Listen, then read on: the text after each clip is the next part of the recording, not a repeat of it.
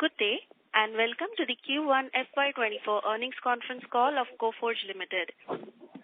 As a reminder, all participant lines will be in the listen-only mode, and there will be an opportunity for you to ask questions after the presentation concludes. Should you need assistance during the conference call, please signal an operator by pressing star, then 0 on your touchtone phone. Please note that this conference is being recorded. I now hand the conference over to Mr. Vikas Jadhav, VP, Investor Relations. Thank you, and over to you, sir. Thank you, Yashashree. Good evening to all. You will have received our Q1 FY24 results by now.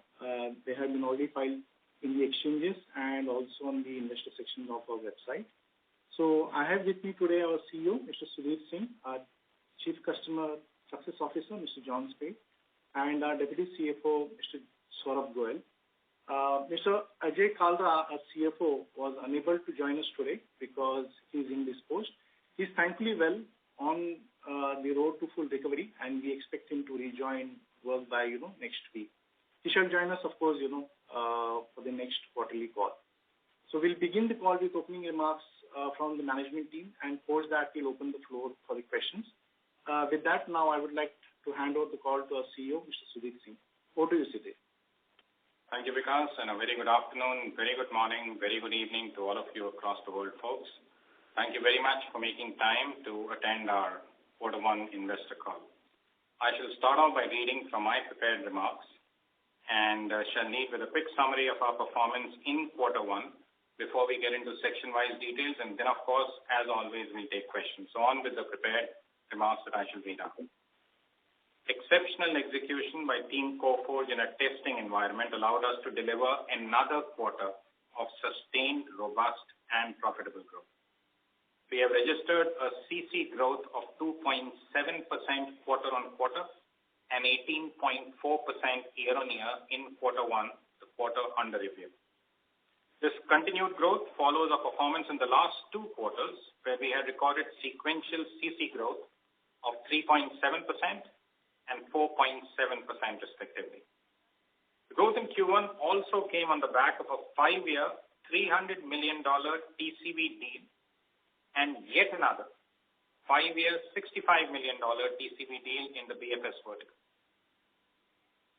During the quarter, we increased our net headcount by 1,000 employees exactly to support future growth. We fully rolled out the annual salary increments for all our employees on the 1st of April.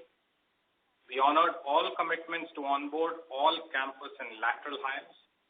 We met our commitment to distribute around 21,500 iPads to employees to mark our $1 billion milestone. We paid out in full the annual bonuses of fiscal year 23, and we saw our attrition drop down further to 13.3%. The quarter saw a record quarterly order intake of $531 million and has set us up very well for meeting our annual revenue guidance of 13 to 16% CC growth and the annual adjusted EBITDA guidance of around 18.3% adjusted EBITDA. With those opening comments from my prepared remarks, I shall now take you through the quarterly performance and our assessment of the business outlook. Start with revenue analysis. I'm pleased to report that during the first quarter, Q1 FY24, the firm registered a sequential revenue growth of 2.7% in constant currency terms, 2.8% in US dollar terms, and 2.4% in Indian rupee terms, respectively. You will recall the last 2 quarters we've grown sequentially CC by 3.7% and 4.7% respectively. On a year-on-year basis, our revenues grew by 18.4% in CC terms, 13.9% in USD terms, and 21.4% in INR terms. During the quarter, our BFS vertical grew 3.1% quarter-on-quarter in CC terms, and it contributed 31.1% to the revenue mix. The insurance vertical registered a second consecutive quarter of strong growth, and it grew 4.3% Q-on-Q in CC terms. It contributed 22.6% to the revenue mix. The travel portfolio, grew 1.3% QOQ in CC terms and contributed 18.5% to the total revenue. The others vertical portfolio saw a growth of 1.8% in CC terms in Q1 and contributed 27.8% to the total revenue mix. Within the regions, America grew by 5.6% sequentially in CC terms. The EMEA region remained flat, and the rest of the world grew by 1% sequentially in CC terms.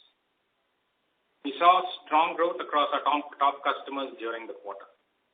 During the quarter under review, our top 5 and top 10 customers grew 12.2% and 9% sequentially, respectively. The top 5 clients contributed 25.1% to revenues, while the top 10 contributed 37.7% to the revenues. Our resilient performance under an uncertain macro has been underwritten by our continued ability to expand our footprint within our key accounts.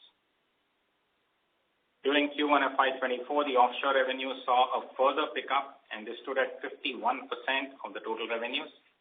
Once again, as noted earlier, the shift towards higher offshore revenues over the last 2 years has been an important structural margin support for the firm. With that, I shall now move on to the margins and operating profits discussion. During the quarter, we delivered an adjusted EBITDA of $43.4 million and rupees 3,544 million in INR terms. This reflects an adjusted EBITDA margin of 16% for the quarter. Our gross margin in the quarter has gone up by 30 bps year-on-year, and our SG&A has increased by 80 bps year-on-year, reflecting in a 50 bps decrease in adjusted EBITDA YOY. The margin decline quarter-on-quarter in Q1 is in line with our usual quarterly margin progression through the year, where we see a decline every year in Q1 over Q4, and we see a strong subsequent ramp-up thereafter. Basis of performance in Q1 on adjusted EBITDA margins, we remain confident of delivering on our annual margin guidance of around 18.3% adjusted EBITDA for fiscal year 24. The decrease quarter-on-quarter in adjusted EBITDA in this quarter, Q1, was on account of 4 key factors. They are, and I'll walk you through those: global salary hikes, which were effective from day 1 of quarter 1. It is to be noted that we have taken a conscious call not to defer annual salary hikes. It is pertinent also to note that Coforge has dispersed the annual variable pay for all its eligible employees in quarter 1 with absolutely no cuts. Second, the firm's net headcount has increased by 4.3% during the quarter, and it went up by exactly 1,000 employees. This has been done to support our efforts to deliver an annual CC growth of 13 to 16% for the year, which is our current revenue guidance and which we feel confident about. Third factor was an year-on-year reduction in the margins, was on account of hedge gain and losses which we take in revenue. Adjusting for hedge gains in quarter 1 fiscal year 23 versus the losses in quarter 1 fiscal year 24, the impact of hedge loss in the quarter would be around 60 bits. And finally, fourth, we book all our annual visa costs in Q1, and we have done so in this year as well. Lastly, our Q1 consolidated PAT, adjusted for the $1 billion milestone celebration cost, stood at rupees 1,825 million, which reflected a year-on-year increase of 21.9% in INR terms. I shall now move on to the order intake commentary. I'm very pleased to report an all-time high order intake of $531 million during the quarter under review. This was a tough quarter, and yes, this was a record order intake. This is the 6th consecutive quarter where the firm has reported an order intake of more than $300 million. An unimpaired large deal signing velocity based on an exceptional focus on execution has allowed Coforge to deliver continued growth even in a tough demand-constrained quarter like Q1. In terms of geographic regions, America has contributed $155 million, EMEA $346 million, and the rest of the world $30 million to the order intake. As mentioned earlier in my commentary, we signed a large deal of $300 million TCV with an existing BFS customer. With this signing, We have locked business over the next 5 years period with a minimum commitment of $60 million per annum. Furthermore, another $65 million TCV deal with more than 50% of it representing new business was signed with an existing customer, again in the BFS space. The first win that I talked about was a consolidation opportunity that we led discussions around, and the second was a proactive cost takeout deal where we have taken over the wallet from an existing vendor. We believe that signing these two large BFS deals in a challenging environment like Q1 reflects the strength of our capability stack and the execution intensity that marks our culture. Our executable order book, which reflects the total value of locked orders over the next 12 months, stands at $897 million, almost $900 million, and it is up 19.1% year-on-year. On the people front, at the end of the first quarter, our headcount stands at 24,224, repeating that. And we've seen a net addition of 1,000 people, as I said earlier. Utilization, including trainees, during the quarter stood at 81% compared to 81.5% in quarter 4, fiscal year 23. Last 12-month attrition during the quarter stood at 13.3%. Employee attrition at Coforge, and I've said this many times, continues to remain amongst the lowest across the Indian IT services industry. I shall now request John Spade, Customer Success Officer, Coforge, to walk us through capability and delivery insights. Over to you, John. Thank you, Sudhir. Today, I'll be focusing just on our AI capabilities. Over the last 4 years, we've invested significantly in building out our capabilities in areas such as natural language processing, NLP, machine learning, and deep learning. During this time, we've developed and deployed in excess of 100 solutions to more than 40 clients. Solutions in areas such as investment recommendations, fictitious travel bookings, and underwriting decisioning. To make this real, I will talk you through one of our AI implementations. For a leading airline, we implemented Graph AI and machine learning to enable a leading airline to capture analytics, highlight inefficiencies, and propose changes that could reduce the gate turnaround times for their airplanes. We believe that effective application today of generative AI using large language models, known as LLMs, such as ChatGPT, can drive exponential value for our customers. As such, we are accelerating our AI strategy to position Coforge as an AI-first organization. We are embedding AI into all of our service offerings, including BPO, software engineering, product engineering, and quality engineering. Our AI strategy consists of 6 levers. 1, we are leveraging our partnerships with leading US universities, working together on AI research and training. 2, we are co-innovating, developing, and monetizing solutions with our customers. A good example was Quasar Evolve, where we've actually used AI to automate the end-to-end processes for tracking bill of lading. And we're going to market with this. We are creating accelerators that allow us to build, train, and implement AI solutions at speed. 4, we are focusing on relationships with the hyperscalers and the low-code, no-code providers, such as Salesforce, Pega, ServiceNow, who we've identified as infusing AI into their platforms.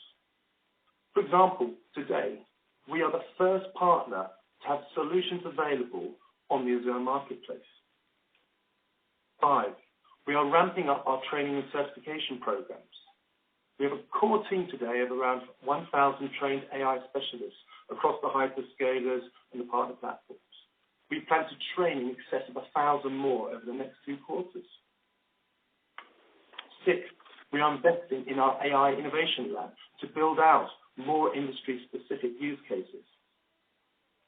I'll quickly highlight a recent implementation using generative AI.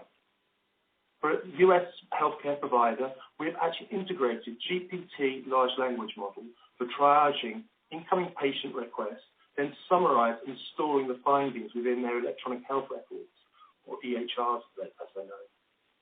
Lastly, we've recently developed a solution using smart glass for insurance clients. It helps property inspectors in the field capture videos and convert to documents, then provide risk scoring related to policy issuance and claims adjudication. I would now like to hand over to Saurabh for further details on the financials. Thank you, John. Let me now talk about the balance sheet. So cash and bank balances at the end of Q1 stood at $45 million as compared to $73 million previous quarter. And this reduction in cash actually was on account of additional stake that we took over in Coforge BPS, which was 20%, and for which $41 million was paid out. The borrowings in the quarter stood at $110 million as compared to $41 million previous quarter. CapEx during the quarter stood at $8 million. Bill debtors at 61 days, and as compared to 72 days same quarter last year. Unbilled was same at 14 days, which was last quarter it was 12 days. In the current quarter it was 14 days. OCF stood at negative 20% at $20 million, which actually reflects the total bonus payout that we have done in Q1 and the payout related to the $1 billion celebration. And this is pretty much in line with what we see every year in Q1. For the full year perspective, we expect the OCF to be 70% of EBITDA. With this, I would now like to hand it over to Sudhir for the comments and outlook. Thanks a lot, Saurabh. Summing up an outlook, we came into Q1, ladies and gentlemen, you know this, on the back of two very strong quarter growth, with the previous 2 quarters having seen the firm register a CC growth of 3.7% and Q4 was actually 4.7%. Q1, the quarter under review, was a challenging quarter for the industry, but record intake, strong deal conversion, continued strong growth in key accounts, an exceptionally committed global team that we continue to invest in, and you've heard about what we've done, and upfront investments that we made with the addition of 1,000 more employees to service future growth has set us up well for the remainder of the current year. To conclude, we reiterate our annual revenue growth guidance of 13 to 16% in constant currency terms fiscal year 24. We reiterate our conviction that our gross margin will improve by 50 bips over FY23 in FY24, and we do reiterate that we remain committed to delivering an adjusted EBITDA of around 18.3% in FY24, basis the performance that we've already clocked as a firm in FY23. With that, I conclude my prepared remarks that I just read out, and I look forward to hearing your comments and to addressing your questions. Thank you very, very much for listening. Thank you very much. We will now begin the question and answer session. Anyone who wishes to ask a question may press star and 1 on their touchtone telephone. If you wish to remove yourself from the question queue, you may press star and 2. Participants are requested to use handsets while asking a question. Participants connected on the video link, please click on the raise hand icon available on the toolbar, or you may click on Q&A icon to raise hand. Ladies and gentlemen, we will wait for a moment while the question queue assembles.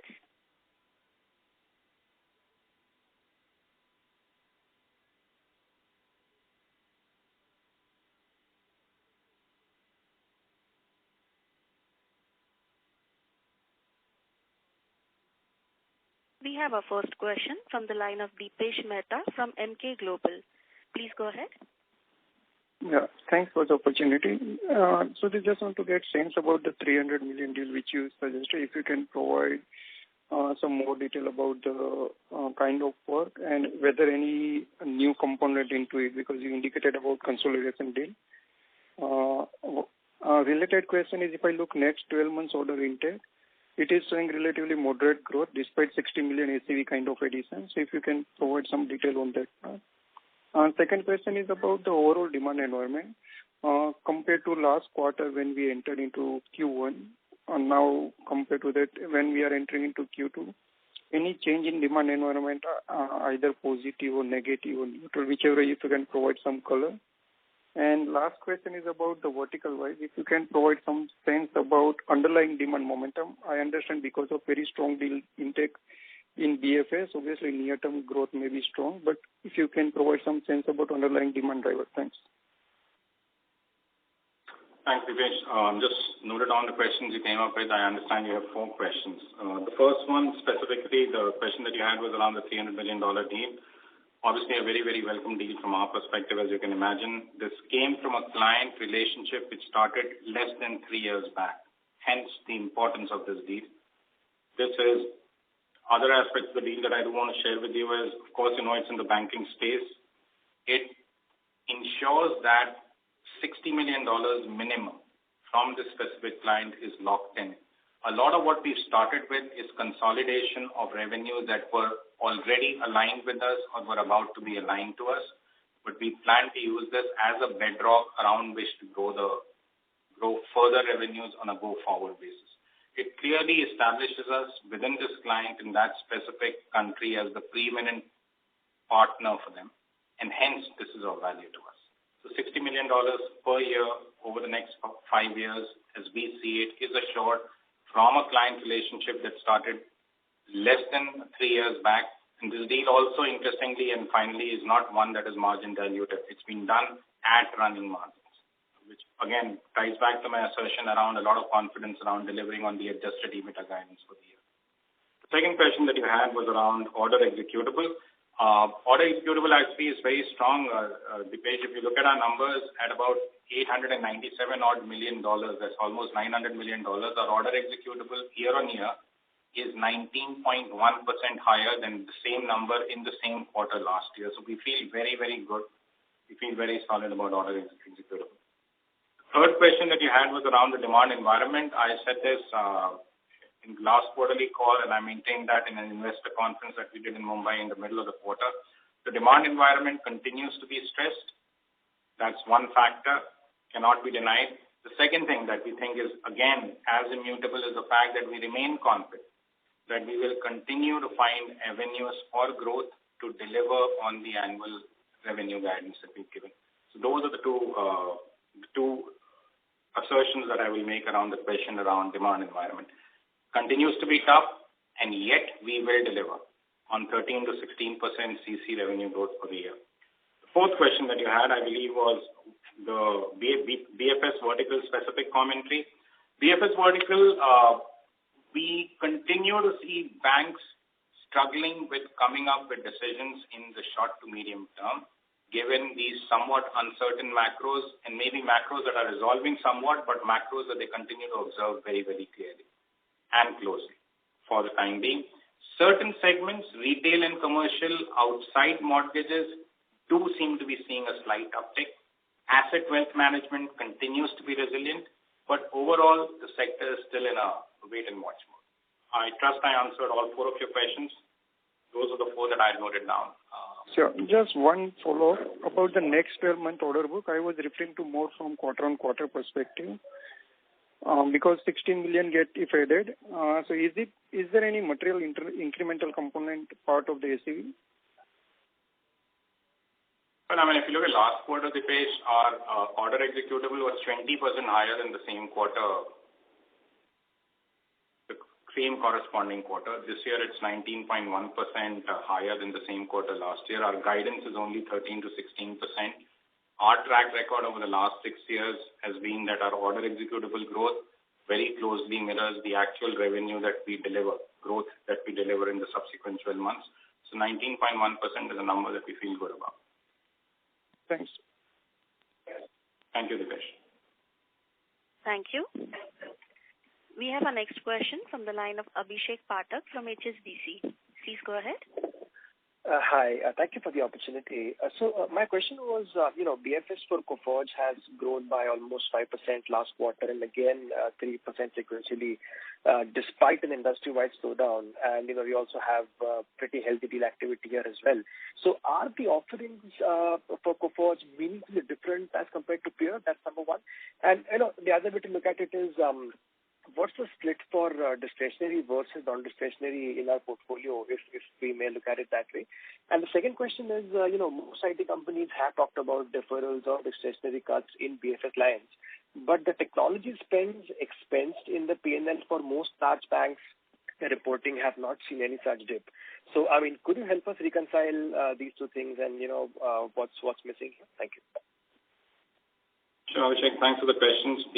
I'm noted down what I believe are three questions. One is BFS, the continued strong growth and the drivers thereof. If you look at us, Abhishek, for 7 quarters running before, for us, 5% and 3% sequential growth is actually slow growth. Because if you go back 7 quarters before that, we were growing double digits sequentially for 7 straight quarters.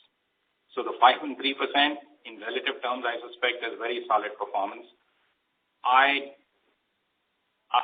would submit it's not great performance by the yardstick that we hold ourselves to. So we have, like the rest of the industry, slowed down. Of course, we slowed down from a higher base, hence 5 and 3% right now. The second question that you had was, is there something about our client offerings in the BFS space that sets us apart? I suspect it's less about client offerings. It's more around the strategy that we've built over 6 years. This isn't something that's happened over the last 2, 4, or 6 quarters. This firm, Coforge, materially with roughly about 24,000, 25,000 consultants across the world, largely focuses on BFS, essentially financial services and travel only. Everyone across the organization, or at least 2/3 of our organization, 3/5 of our organization, whatever cut you take, the graduate engineer trainee all the way to the front-end consultant, they keep moving around the financial services space itself. The client experience, the relationship depth that we have is what allows us not just to sustain volumes, but to actually go and start eating up wallet share at a time like this when consolidation deals are in play. We are stepping out there. We've carved out some of them and we keep winning them. That $65 million second deal that I talked about, more than half of that was new revenue for us. It was revenue that we wrested away from another partner that the bank has. It's largely come because of the acute focus that we have on BFS across segments, right? It's across the full 9 yards: asset wealth management, payments, commercial, retail, mortgage. So that's number 2. Number 3, your comment, the question was around deferrals and do we seek deferrals? The answer is yes. And as I said, that's why our growth has slowed down to what it has, 3.3%. And number 4, I think your question, if I remember that right, was around expense cuts are not very visible in the financial statements of large banks, and why is growth slowing down? I wouldn't know the answer to that. We aren't really slowing down too much, and I would need to hypothesize about it. We feel good about BFS. I said this at the beginning of the year. We said we'll grow 13 to 16% CC as a firm, and we said that all our 3 core verticals, BFS, despite the slowdown, travel with the tailwinds, insurance with the resilience that it has and the differentiated offerings we have, all of them will broadly be also, again, evenly balanced in terms of growth and deliver the same. We continue to maintain that. Did I answer your questions? Yes, thanks. Thank you so much. Thanks, Abhishek. Thank you. We have our next question from the line of Rishi Jhunjhunwala from IIFL Institutional Equities. Please go ahead. Yes, thanks for the opportunity. Sudhir, can you give some color in terms of the 2 large deals that you have separately talked about, 300 million and 65 million? Guess, since it's 5 years, effectively the ACV is almost 73 million. So in terms of ramp up and contribution, say to the next 12 months, is the entire 73 million flows through, or these are deals where, there is a step up every year in terms of revenue accrual? All 73 million is going to be more or less evenly spaced out, Rishi. I mean, there's going to be a little bit of an up and down, but this isn't the kind of construct where we start off very slow and then ramp up over time. Out of the 73, 60 million, as I said again at the outset, has been a consolidation deal where a big element of what we've talked about was already with us. So it's not going to be a step jump. The step jump will be from the remaining portion that comes in. But the revenue stream is going to be uniform almost right through over the next 5 years. We do expect on top of that $60 million revenue stream every year over 5 years to build a lot more, because now we end up being the primary partners for the bank. Understood. So sorry if I missed out, but have you called out how much of that 60 was already there versus new scope? No, we haven't, and we don't do that for large deals. But what we did call out was the $65 million, more than half of it was taking over the wallet share of another partner who we were competing with at that specific bank. And a significant chunk of this $300-odd million was revenue that was with us already or was about to be aligned with us already. Understood. The other thing is on the margin trajectory through the course of the year, effectively to maintain guidance, you need probably a 400 basis points margin expansion through the next 3 quarters. So just trying to understand, given that, some of the large deal ramp-ups that you have and the hiring that you have done in that backdrop, what will be the key levers which will drive such a meaningful expansion? I know that, you typically have this kind of a trajectory, on an annual basis, but are there any specific tailwinds that you can call out beyond the normal expansion that you see? Rishi, we are not expecting to do anything spectacular this year compared to what we've already done in the last 2 years. If you look at the last 2 years, quarter 1 has always been between 16 to 16.5%. Quarter 4 has been around 19.5 to 20.5%. That's the natural ramp. It's also a function of how we are set up. We ensure that the full annual increment happens on the 1st of April. We ensure that the full annual visa cost is taken up in quarter 1 itself. We ensure that all our investments in terms of setting up a bench for future growth is taken at the beginning of the year, which is again something that we've done by doing a net headcount addition of 1,000 people in this quarter itself. So hereafter, it's not going to be something that we haven't done operationally repeatedly over the last 2 years. The ramp will be more or less in line with what we've talked about. Two years back in quarter 1, if I remember right, our margin was 16.1%. That year, we closed the full year with an adjusted EBITDA of 18.7%. This year in quarter 1, our adjusted EBITDA is 16%. We plan to follow the same ramp. The guidance we've given is only 18.3, around 18.3%. So the trajectory is going to be the same. The levers will again continue to be the same. The fact that offshore revenue is going up as strongly as it is. This is, I guess, the 9th or the 10th quarter of offshore revenue expansion. It is again going to be the fact that our pyramid will continue to get flattened. Out of the 1,000 people that we added this quarter, 200 are graduate engineer trainees, fresh campus hires again. And I said this earlier, we've honored every offer that was there in the market for campus, for lateral, because we feel confident about the growth. So the same ramp as always, nothing new. Quarter 1 margin also has been more or less in line with what we've done in the last 2 years. Overall margin for the year will also stay in line, Rishi. Understood. And just last question on travel and transportation. So basically, we have seen some bit of moderation in growth over the past, couple of quarters. More, I'm talking about from a YOY and even QOQ. This quarter was slightly soft. And we have, some of the industry research firms have talked about contracting activity in travel and transportation slowing down. Given the kind of exposure that you have, which is more around, say, airlines, airports, and all that, can you give some color in terms of how the underlying demand environment in that segment is? Sure, Rishi. When we look at travel, airlines and airports, the demand environment continues to be strong. Those sectors continue to be more supply constrained. When we look at surface logistics and hospitality, we are seeing initial signs of softening. Clubbing all of this together, we still maintain and we still believe that our travel, transportation, hospitality growth will be more or less in line with the company's growth. This year, all 3 core verticals should be fairly evenly balanced out. Understood. Thank you. All the best. Thank you, Rishi.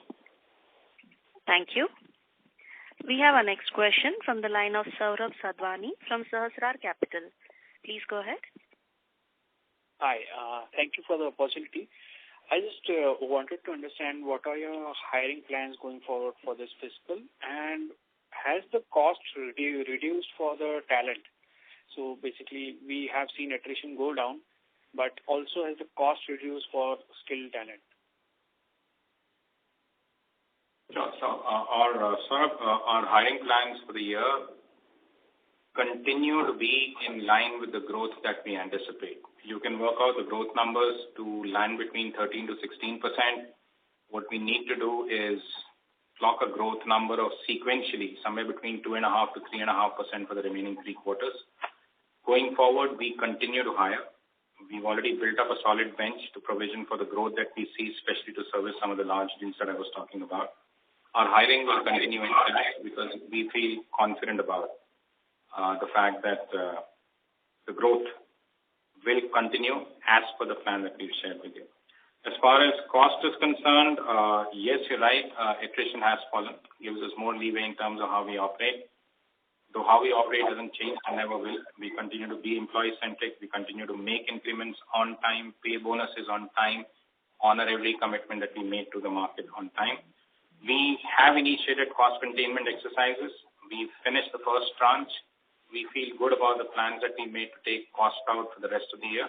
And that's also another place where a lot of the confidence around replicating what we've done in terms of margin ramp through the year, last year and the year before last, comes from. Okay. Thank you. Thank you very much. Thank you, sir. Thank you, sir. Thank you. We have our next question from the line of Vibhor Singhal from Nuvama Equities. Please go ahead. Yeah, hi. Good afternoon, sir. Thanks for taking my question and congrats on a very solid performance once again. My basic couple of questions that I have. One is, of course, if I look at the executive order book that we have, it's at around $897 million at this point of time. I know you've mentioned it before, that this is basically, we've rarely seen any slippages in this. So given the kind of uncertainty that we are facing at the macro level at this point of time, could this very well be assumed as the minimum amount of, let's say, the executable that we will have in the next coming 12 months? And there is a fair degree of certainty about none of the deals in this part being put on hold or being pushed out in future. Yeah, Vibhor, if you look at our record, not just over the past few quarters, but over the last 6 years, the reason why our declared order executable number growth has a very strong correlation with actual revenue that we deliver in the subsequent 12 months is largely because of how we calculate that order executable. Right? We don't take framework contracts, generic contracts, and put that into order executable. We only look at signed contracts when we aggregate this. We believe almost all, despite what is happening in the macro, almost all of the signed contracts that we have, their integrity will hold. It has held. It's obviously clearly getting augmented over time, so we feel confident that we will not see slippages, and we have not seen slippages, material slippages over the last 6 months either. Got it. That's definitely a lot reassuring. My second question to you was just on the banking segment. I know, I think maybe we started before. I'm sorry. I probably want to dwell a bit more on this. For us, of course, the banking continues to do well in this quarter also, and has been quite stable. Just wanted to check what is your outlook on the overall banking industry per se, not just specific to our clients. Look, our clients are doing good for us. But overall, do you think there is still a lot of uncertainty or hesitancy and volatility in the banking segment, which could impede the overall banking sector spend? Our set of clients might continue to do well for us, which is a great thing, and then as we seeing that in the results as well. But for the overall industry, do you see that continuing, or how have you seen that change over the past 3 months? If I could maybe ask that. Well, if I look at what we saw a quarter back versus what we see today, I would say things haven't changed materially. Though anecdotally, basis client conversations that I've had as recent as Thursday last week with the CIO of a large bank, there do seem to be silver linings that seem to be appearing. I talked about it earlier in the call. Retail and commercial outside mortgage spend confidence seems to be increasing, especially for next year. So the CIO who I had a conversation with last Thursday seemed far more confident. I'd say far more confident than the same gentleman was 3 months back. I know it's anecdotal. I'm sorry I can't give you something that's more targeted, but that's how I would characterize the demand and the macros as we see. Got that. Just one last bit on that. Mortgage, you mentioned that outside of mortgage, things are looking still maybe at least some bit of silver lining. Mortgage rates, I think last when they reported 6.97. Do you see more pain in the mortgage business for maybe some more time?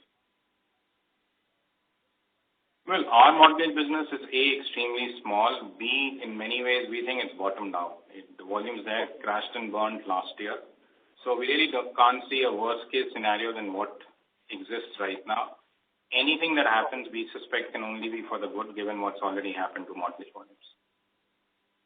Got it. Great to hear that. Thank you so much for taking my questions and wish you all the best. Thank you, Vibha. Thank you. A reminder to participants to press star and 1 to ask a question. For participants joined through the video link, please click on the raise hand icon available on the toolbar, or you may click on Q&A icon to raise hand. You may also post text questions on the Q&A tab. We'll take our next question from the line of Shraddha Agrawal from Asian Market Securities. Please go ahead. Yeah, hi. So we have 2 questions. One is on your insurance vertical. So we've seen 2 good quarters, 2 good consecutive quarters in insurance. So what really is driving growth for us in this space? And are there any material differences between demand trends in US and Europe? So these are my 2 questions. Shraddha. We are seeing strong growth, particularly in the PNC SMB sector of our insurance services business. A lot of it is getting driven by the alliances that we have in this space, the older ones that we have, like the one with Duckrey, also the newer ones that we formed, which are doing well for us, like the alliance that we have with Bond Pro in the surety space. So PNC SMB clearly doing well. Some of our partners are foraying aggressively outside North America, and we're traveling along with them on those journeys and picking up new clients and new revenue streams. That again is doing well for us. Our Advantage Go business revenues again have rebounded, and that again is adding to the momentum that we see in insurance. Insurance, I've said this 3 quarters back, and there were a lot of questions around what is the outlook. We had maintained that the insurance business will grow in tandem with the firm's growth in FY24. And we'd also said that because of the uncertain macros, it was very important not to bank on any one core vertical, but make sure all 3 were growing to offset any unexpected issues which are likely to crop up anytime, anyhow, anywhere in 12 months. So that's how I would characterize insurance. US and Europe at the current point in time, for us, both seem to be doing well. I've seen a lot of commentary around the fact that demand in the US is subdued, but if you look at this quarter numbers, our US geo grew 5+%, while Europe was flat, but Europe was flat after some very strong quarters, and Europe is likely to rebound again. So for us, both continue to be happy hunting grounds.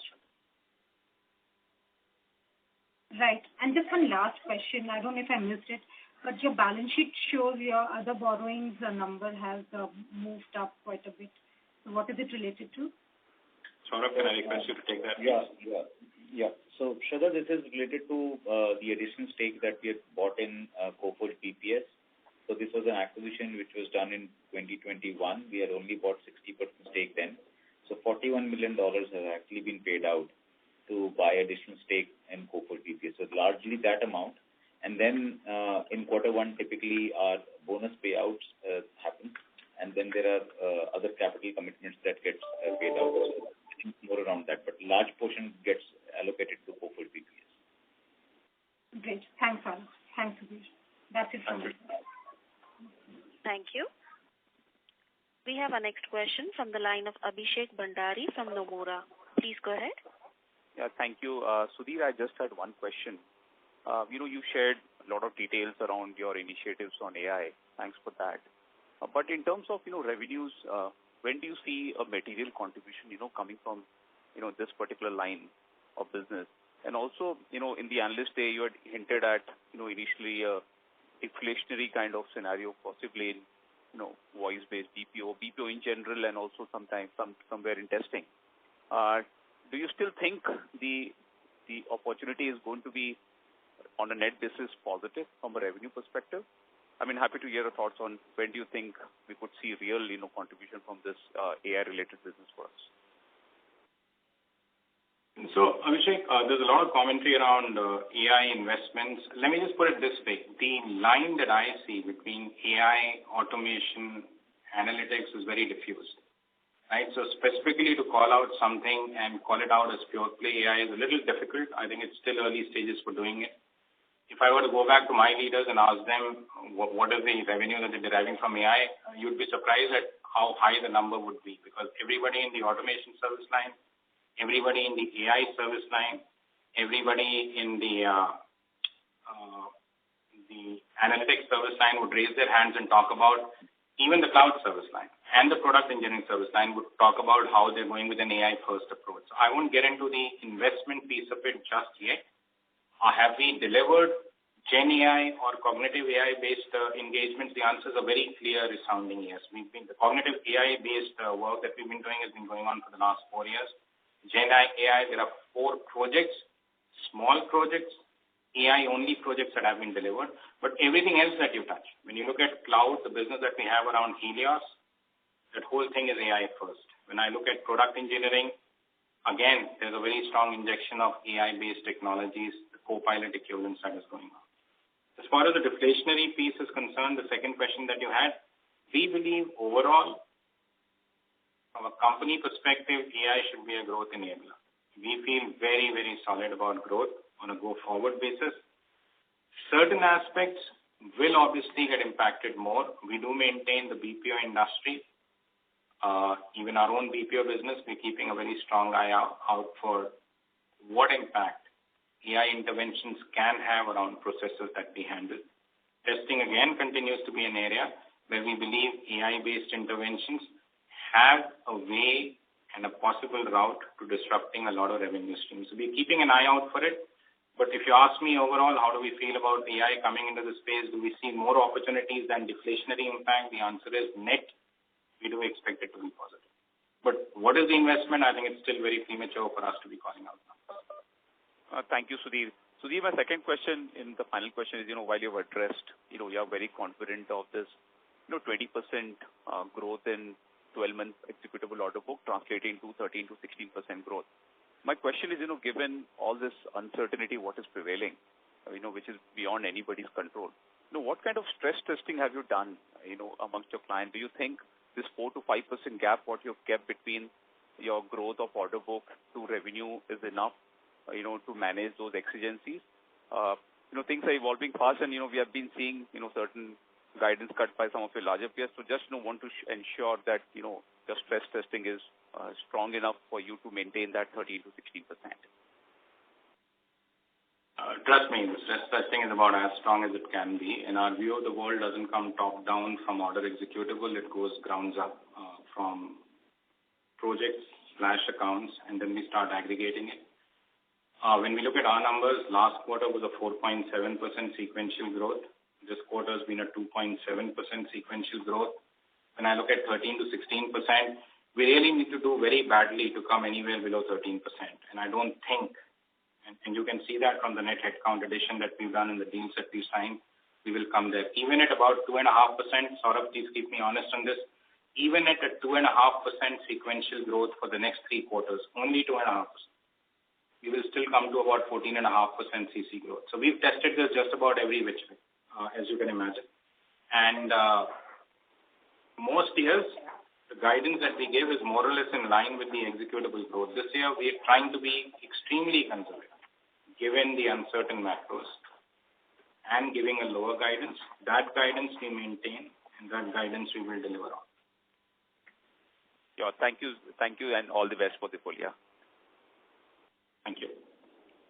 Thank you. We have our next question from the line of Ravi Menon from Macquarie. Please go ahead. Hi, thank you for the opportunity. And so congratulations on good numbers on your top accounts. I want to check, what's giving you confidence on this guidance? Is it that there are less of, if I might say, project-based, application maintenance sort of deals that you have where there is a possibility of some of this being seen as discretionary? and the kind of work that you're doing is a lot more, I might say, quick ROI. Is that what gives you confidence that clients will continue with these programs? No, I mean, what gives us confidence is our track record over the last 6 years. This is not a new team. We came together 6 years back. Quarter on quarter as a firm, even through the pandemic, when 30% of our business was in travel, we gave a guidance and we delivered, actually over-delivered on it. So our confidence stems not from the nature of the breakup of the project-based business versus any other cut you can apply. It comes from a grounds-up aggregation of the SOWs that we have signed. It comes from daily conversations that we have with our clients. It comes from the fact that our large deal velocity has continued to be unimpaired. It's actually accelerated even in a quarter like Q1. And it comes from the fact that I think more than to anyone else, we've proven to ourselves that every time there's a consolidation, we come out on the right side of that mix. $300 million was a classic example of it. So our confidence doesn't stem from forward-looking plans. It comes from our past record. It comes from the experiences that we as a team have gone through repeatedly over the last 6 years, and comes from the fact that every time we've given a guidance, we've met it and in almost every case exceeded it. This time, we are being, by our standards, very conservative. Our executable is 19.1%. We're giving a guidance of only 13 to 16. This year, quarter one, we've done 2.7% after doing 4.7% growth in quarter four. All we need to do is 2.5% to come at the midpoint of our guidance. So, I mean, we really can't, having stress tested our numbers, think of any scenario. We will not deliver on our revenue guidance. That's how I would put it. Thank you so much. It's very heartening to hear that. Best of luck. And one more, let me just add that, very good decision to give the wage hikes now. And it looks like the quantum is also normal, right? I mean, you've not really cut back on this, saying that overall, the hiring environment is not great. I'm sorry, Ravi, can you repeat that question once again, please? I was just asking about that it looks like the wage quantum, the wage hike seems to be a normal year wage hike rather than, you looking at the demand in the hiring market and, kind of toning it down a little bit compared to normal years. We toned it down, but only a little. Because the low attrition rate that we have helps us in more ways than just the financial computation, right? The fact that our employees are staying longer with the clients that we assign them to delivers growth for us. So we've just dialed it down a little bit, not very materially. What we have ensured is that we haven't delayed it, which is the point that I made. And what we've also ensured is that we haven't paid only a part of our workforce and not the other parts. Everyone's got it, not just the increments, but their full annual bonuses with no exceptions. Okay. Thanks so much. Thank you. Thank you. We have our next question from the line of Abhishek Shindadkar from InCred Capital. Please go ahead. Hi, am I audible? Yes, you are. Thanks and congrats for a good quarter. I just have one question. The new client addition number has moderated substantially. Now, I know we are signing large deals, but is this a function of more about the environment, or is it a conscious effort to pursue smaller number of clients, but the large deals within those clients? Let me make sure I get this right. We've been signing, and sort of feel free to jump in and come up with numbers. We've been signing, if you look at our record, we normally sign about 8 to 11 large clients every quarter. Over the last 4 to 6 quarters, ever since John took on his role as the customer success officer, we've talked about very consciously focusing equally on the farming side of the business and making sure that the clients that we sign are only high quality clients with large wallets where we think we can scale up.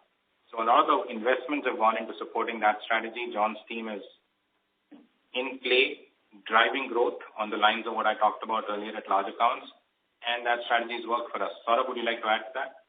Yeah, so and I think a couple of more things. What you've strategically changed is that the hunting team has been given asked to actually go after tail accounts, which are long tail, was sitting with farmers and not growing. So what we've done is we've asked them to actually focus on those accounts where you already have MSAs, wherein you're doing some work, some SOWs are already in place and you're doing some work with them, but those accounts have not grown. So the whole hunting orientation has been to grow these tail accounts, flat accounts which have not moved. And that's why you see that. And the focus has been only to open the MHAs, which is must-have accounts, and very specific named accounts which are called out in the beginning of the year. All the incentives of the hunting team are actually linked to either grow the tail accounts which are assigned to them in the beginning of the year, or focus on the must-have accounts which are again listed, agreed in the beginning of the year, so that you have focused hunting strategy rather than trying to open a number of logos.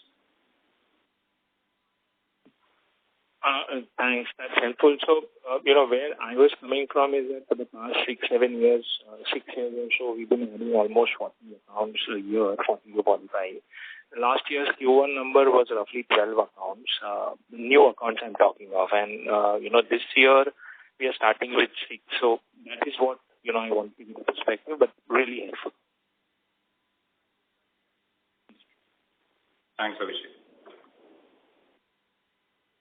Thank you. We have our next question from the line of Ruchi Burde Mukhija from Elara Capital. Please go ahead. Thank you. My question is building on the earlier question regarding AI. Thank you for the details that you have shared. Here, I just wanted to get your understanding in terms of the timeline. How would you think it will evolve? Do you expect enterprise adoption on this revenue to start earlier, and the deflationary pressure will take some time as the maturity of these AI applications need to develop before clients start to ask for some concessions from that? John, since you talked about AI in your conversation, would you like to take that and I can layer it? Yes. Could I just have the question repeated? It was a bit garbled for me. Could you repeat, please? Ms. Ruchi, can you use your handset, please, and repeat your question? Sure. Here, I'm trying to understand in terms of a timeline between the revenue incidence versus the deflationary pressure from the AI, how that will unfold. Will it be something like this where the revenue incidences start earlier with the enterprise adoption and new use cases being experimented?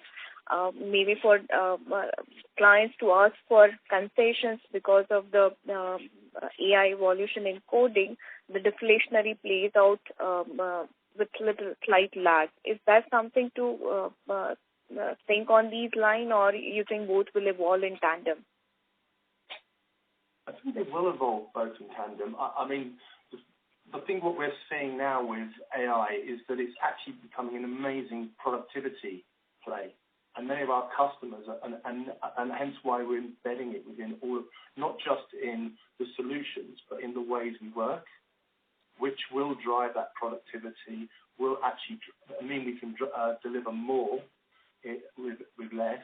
And that combined with moving to a much more outcome-orientated structure, where where revenue's tied more to actually outcomes and deliverables, we see as a positive for us. And let me add on to what John said, Ruchi.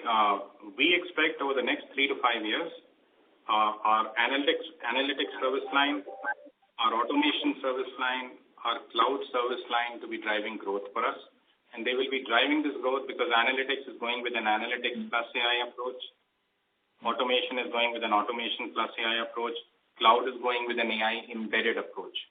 Net, we believe for Coforge, this is going to be a clear positive.